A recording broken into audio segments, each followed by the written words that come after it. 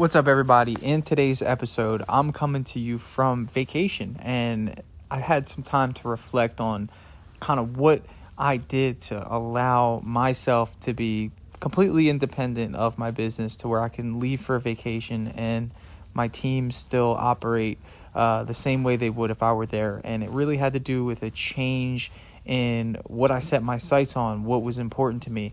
And I'm going to give you some tips and insight on what I did, how I had to kind of shift gears in terms of my motivation, which has led me to this point. So I'm excited to share that with you, and I think you're going to get something good out of this one, so stay tuned. The big question you need to ask yourself every day is, do I own a job or do I own a business? And unfortunately, the majority of contractors out there own a job. That's right, they're a slave to their own business. But the other side of the fence is so much greener, it's so much better, and that's when you're finally fully in control of your destiny, your freedom, your time. And that's what Contractor Secrets is about. It's about taking back our time, building a business with systems, standards, values, procedures, putting yourself in the driver's seat. And that's what it's about. So I'm excited. I'm happy to have you here. Let's dive into the Contractor Secrets podcast. What's up, guys? Welcome back to the Contractor Secrets podcast. I'm your host, Tanner, and I'm coming to you live from vacation. I am out in Georgia right now, overlooking some beautiful mountains, and it actually snowed. Me being from Florida, to me that's like an awesome thing. For those of you up north and in countries where snow is like something that is really uncomfortable and it causes a huge hurdle in your business, I know why that happens now that I'm around snow. It's just been so long for me, but it was really cool to see, so I enjoyed that. But I'm coming to you from a place of really just being able to go places and do things, knowing that my business is under control, knowing that my customers are being taken care of, knowing that even though I am away from my business, I'm still confident that my team is going to do a great job.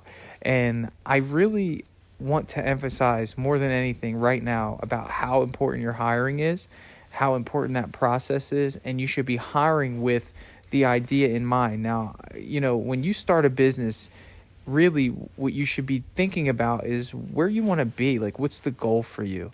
Everyone knows this. I mean, this isn't a secret. If you make money the number one reason you start a business, then ultimately, we all know that that's not going to be a satisfying, fulfilled life. I mean, at some point the materials get old.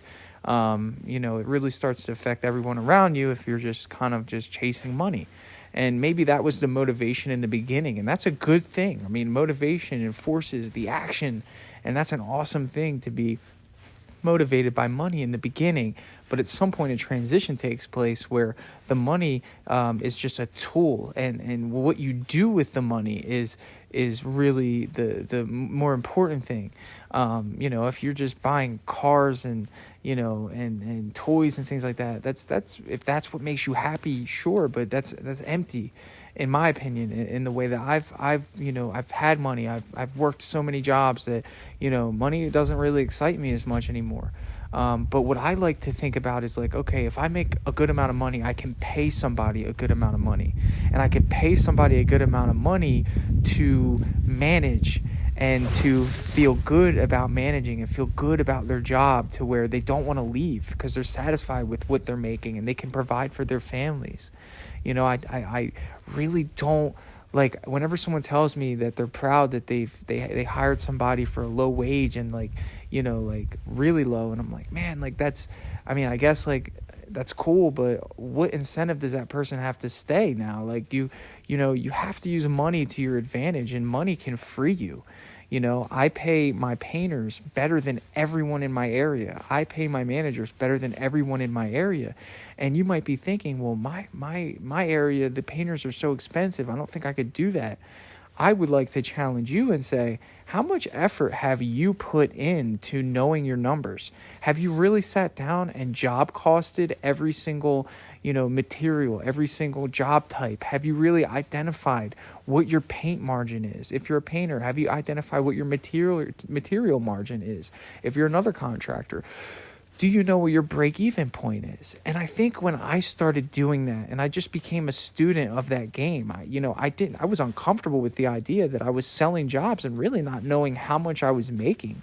And once I started to do that, I said, I'm making a pretty good margin here. And I didn't just see that as like, ha ha, like, I'm going to pocket all that. I saw that perfect. Like now I have the confidence to pay more, to incentivize people to stay, to give, a bonus here and there if good work is done and not feel stressed out about it, to give raises confidently and not regret them because I didn't do my homework on whether or not I'd be able to sustain the raise and the pay that comes with it.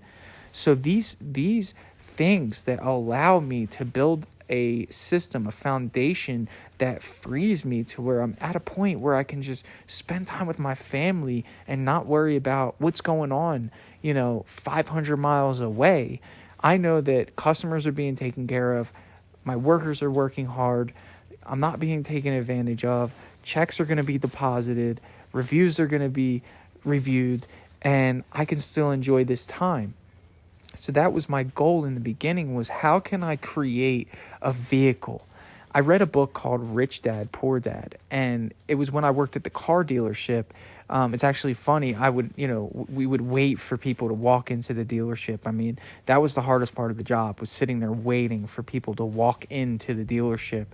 It's like waiting for people to walk into a Shark Tank. So, the vast majority of people knew, you don't walk into a dealership. And online car sales, like working with someone online first, was becoming increasingly popular. This was like in 2013. Now it's like, I think I would say 90% of the market, inquires about a car online before they even step foot in a dealership. So I'm really glad I got out of that business. But anyway, what would happen is we would just sit there and wait. And I had my phone, and we weren't really allowed to play on our phones while we were waiting. So I did anyway, and I just put it like kind of on my lap, and I would read books. And one book that I read was Rich Dad, Poor Dad when I was working at a car dealership. And it changed my entire perspective on the way that I saw money.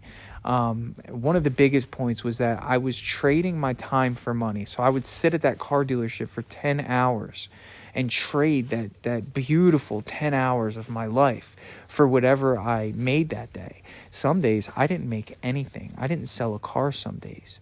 So then the average of 2 days would become what my income was. And if I only sold one car the next day and made $200, I was only at $100 a day. And I thought to myself, wow, I'm so blown away by this concept. Number one, I was never taught this, which no one's going to teach you that unless you seek for that information. But number two, what I really just I started to look back. I'm thinking, man, I am trading something that I cannot replace with something that can easily be replaced. So I cannot replace my time, and I can replace money. And that to me is a horrible agreement, if you ask me. So that shaped the way that I went into business, because I knew that when I started my business that I was actually going to have to work harder than I did as an employee. Because as an employee, you could just clock out, go home, shut your mind off for the night, and then start again in the morning. As a business owner, there's no clocking in and clocking out. You're on call. Your business, whatever you put in, you get out. Inputs equal outputs. So if you decide to just stop working at 3, emails won't get answered, phones won't get answered, and your business is going to suffer. So I knew that in the beginning, maybe the first few weeks of me running my business, that it was going to be the hardest first few weeks. And then as the months continued, I knew that I would have to grind. I mean, this was me directly trading all of my time for, again, beginning of my business. The motivation was money. I wanted to make money. Okay. But then I started to change my reasoning for why I was doing what I was doing. And what I realized is that I'm trading, and my motivation right now is a replaceable asset, money. And I realized that, and I'm like, man, this is so replaceable. I can always start another business. I can always do whatever. I can make more of this stuff. Why is this my only motivation?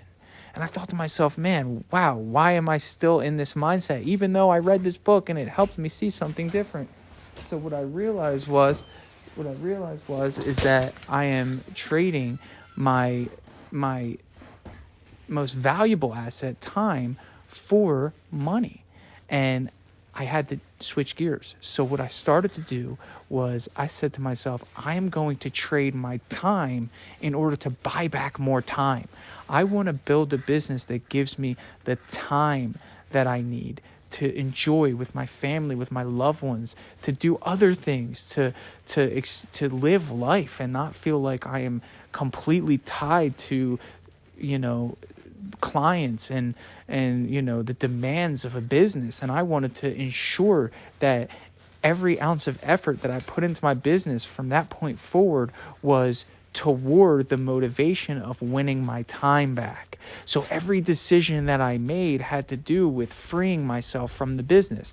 Kind of like if you were just, motivated toward just money, every decision you would make would be with the idea of making more money. So that would be not paying people the amount that they should be paid, cutting costs for the idea of just trying to squeeze every dollar out of your business, not spending on marketing because you just want to hold on to your cash, like all these things that just say, I need money because that's my motivation. Mine was, I want time because I can't get it back. And I want every day to be under my terms. So how did I do that? Well, what I did is I hired with that mindset. I hired with that idea. I hired with the idea that I was going to win back my time. I hired with the idea that I was going to find people that I can trust to take over the roles and responsibilities in my business. And because I had that mindset early on, that's what I was looking for. I was looking for responsible people. I was looking for people that I could pay really well, that would value such pay and that would take their job seriously. I was invested in creating systems, writing out every single thing that I'm responsible for, and I would delegate those tasks. I can't believe how many people tell me that them as the business owner pick up the materials in the morning. That is such a time waster that can be delegated. So there's two words that I want to give you before we cut this off today.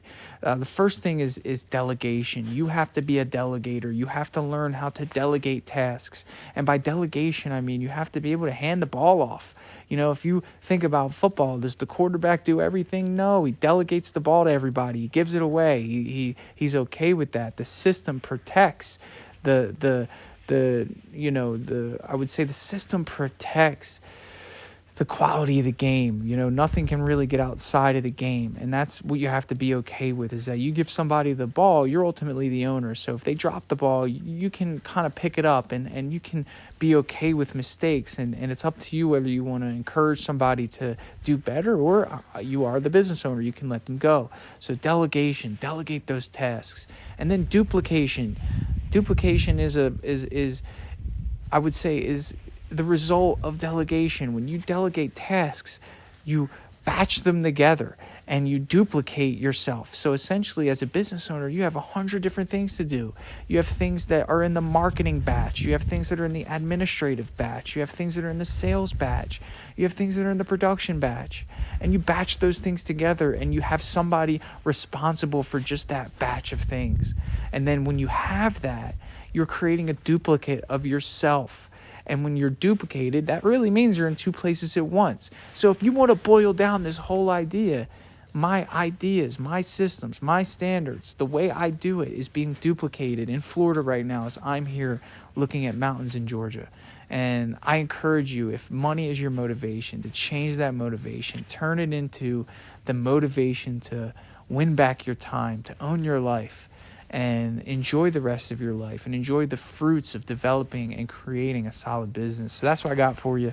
I hope you enjoyed that, and I hope it gives you some ideas on how to press forward with a new mindset if you don't already have that mindset. So that's what I got for you. Thanks for listening, guys. Contractor Secrets Podcast. Hey, I'm low on reviews for this podcast, so if you could just take a minute, scroll down, find how to leave a review wherever you're listening to this, and I'd greatly appreciate it.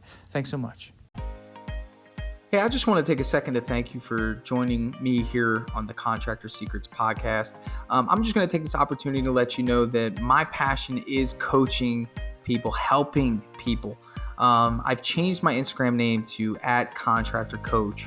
And I did that because that is my passion. I want to help you. So please reach out to me. If you have an issue going on in your business, send me an email, find me on Instagram, message me, and let's do a breakthrough session. I want to work through your problems in your business to help you get to that next level. And one thing that I always say is this, the difference between those that get over the humps and the hurdles in business is just a change in perspective. And that's what I plan to offer you. So get with me, message me, allow me to help you take your business to the next level.